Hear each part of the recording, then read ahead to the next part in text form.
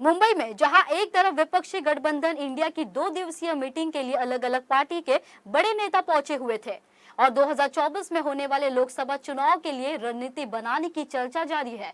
इसी बीच गुरुवार की देर रात तक मुंबई में मुख्यमंत्री के सरकारी आवास वर्षा बंगले पर एनडीए की बैठक बुलाई गई।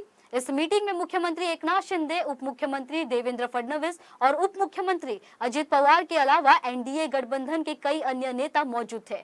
वहीं इस बैठक को लेकर मीडिया से बात करते हुए बीजेपी के प्रदेश अध्यक्ष चंद्रशेखर बावनकुले ने कहा कि हम लोगों ने जिस तरह से विकास का काम किया है, हमारे मुख्यमंत्री, दोनों उप मुख्यमंत्री जिस तरह लोगों के बीच जाकर मिल रहे हैं, उसे देखते हुए हम लोगों ने निर्णय लिया है कि हम लोग भी जनता के बीच जाएंगे और सरकार की उपलब्धियों को बताएंगे। मुख्यमंत्री, उप मुख्यमंत्री हर हफ्ते 50,000 से 1 लाख लोगों से मिल रहे हैं, उन्हें बेनिफिट दे रहे हैं। उसे देखते हुए हम लोगों ने संकल्प लिया है कि मोदी जी के नेतृत्व में मुख्यमंत्री एकनाथ शिंदे, उप मुख्यमंत्री देवेंद्र फडणवीस और अजित पवार के मार्गदर्शन में महाराष्ट्र से 45 से ज्यादा सीटें आने वाले लोकसभा चुनाव में जीत कर आएंगे।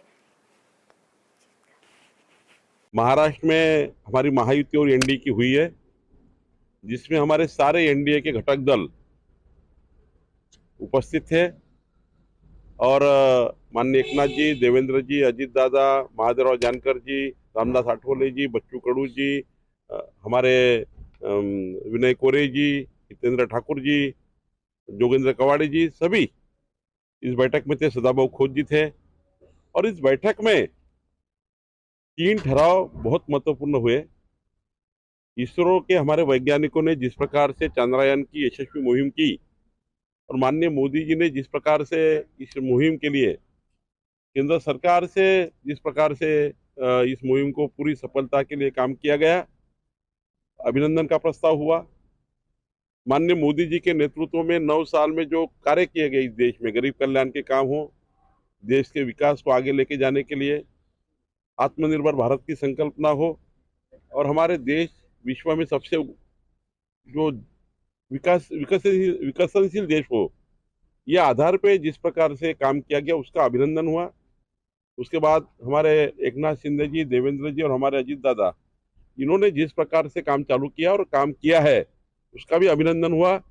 माननीय देवेंद्र जी को जापान में जिस प्रकार से डॉक्टरेट मिला है उसका भी अभिनंदन इन्होंने किया। और इस बैठक में हम सारे दलों ने एक साथ, एक मिलके, एक दिल से सबने मिलके ये निर्णय किया है कि हम दोनों सरकार, डबल इंजन सरकार के जो काम है, इस कामों को, विकास कामों को लेकर, हम विकास कामों को लेकर जनता में जाएंगे और जा रहे हैं। हर हफ्ते में माननीय देवेंद्र जी, एकनाथ जी, अजित दादा, सरकार आपल्या दारी, ये कार्यक्रम के माध्यम से शासन आपल्या दारी, ये कार्यक्रम के माध्यम से 50-50 हजार, 1-1 लाख लोगों को वहां पर बेनिफिट दे रहे हैं। तो मुझे लगता है कि जो संकल्प हमने वहां किया है, एक ही संकल्प हुआ है कि मोदी जी के नेतृत्व में देवेंद्र जी, एकनाथ जी और अजित दादा 45+ महायुति की एनडीए की सीटें लोकसभा में चुन के आएगी। जब माननीय प्रधानमंत्री 2024 में मोदी जी प्रधानमंत्री पद की शपथ लेंगे, तब हमारे महाराष्ट्र से 45 हमारे सांसद हाथ ऊपर करके खड़े रहेंगे। यही संकल्प इस बैठक में हुआ है और ये संकल्प पूरा करेंगे। ये बैठक में ठहरा हुआ है और हमें जनता पे विश्वास है, काम पे विश्वास है, विकास पे विश्वास है। हमारे खिलाफ वाले जो लोग हैं उनके पास कोई विकास की राजनीति नहीं है, हमारे पास विकास की राजनीति है।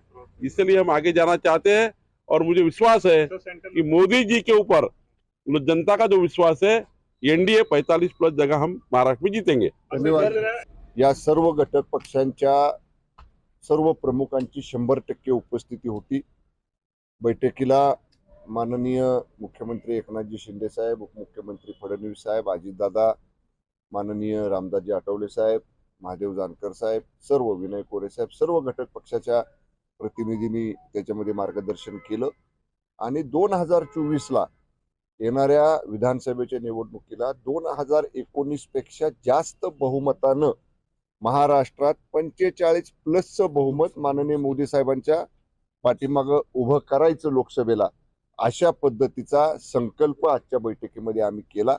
सर्व महायुतीतल्या पक्षांनी समन्वयातनं काम करायचं, हातात हात घालून काम करायचं, एकत्र काम करायचं आणि 2024 लोकसभेला माननीय मोदी साहेबांच्या पाठीमागं महाराष्ट्रातलं बहुमत हे 2019 पेक्षा जास्त खासदारांचं संख्याबळ उभं करण्यासाठी आम्ही सर्वजण कामाला लागलेलो आहोत. उद्या सर्व लोकसभा मतदारसंघांचा आढावा माननीय शिंदे साहेब, फडणवीस साहेब, माननीय अजितदादा हे सर्वजण घेणार आहेत आणि अशा इंडिया अलायन्स सारख्या ज्या काही बैठका त्यांच्या आता सुरू आहेत, अशा किती बैठका महाराष्ट्रात येऊन त्यांनी घेतल्या तरी सुद्धा महाराष्ट्रातलं जे विकासाचं काम गेले वर्षभर महायुतीचं सरकार करते, त्यामुळे या कामाच्या झंझावातापुढं असे इंडिया अलायन्स कुठलेही महाराष्ट्रामध्ये टिकणार नाहीत आणि माननीय मोदी साहेबांना अधिक जास्त बहुमतानं 2024ला पुन्हा पंतप्रधान करण्यासाठी महाराष्ट्र एकजुटीनं मोदी साहेबांच्या पाठीमागे उभं राहण्याचा निर्णय आजच्या बैठकीमध्ये आम्ही घेतला. संपन्न झाले आणि माहितीचे सगळे नेते या बैठकीला उपस्थित होते. मुळामध्ये आम्ही भारतीय जनता पक्षाबरोबर जे काही घटक पक्ष आलो त्याच्यामध्ये Republican party of India, Athawale साहेबांची पार्टी असेल, महादेव जानकर साहेबांचा रासप असेल, शिवसंग्राम असेल किंवा रयत क्रांती पक्ष असेल, हे आम्ही 2014 पासून एकत्रित आहोत. निश्चितच मुंबईमध्ये एका बाजूला इंडिया आघाडीची बैठक होत आहे. मी तर म्हणेल ही सगळे इंडिया गर्व श्रीमंत आघाडी असं नाव दिलं तर काही वावगं ठरणार नाही. इंडियामधले सगळे गर्व श्रीमंत एकत्रित आलेले आहेत गावगाड्याला लुटण्यासाठी आणि म्हणून निश्चितपणानं महायुतीच्या माध्यमातून गावगाडा सुरक्षित राहिला पाहिजे, शेतकऱ्याचं खळं सुरक्षित राहिलं पाहिजे, यासाठी आम्ही महायुतीबरोबर 2014 पासूनही होता आणि आताही आम्ही निश्चितपणानं महायुतीबरोबर या निवडणुकीमध्ये आम्ही राहणार आहोत.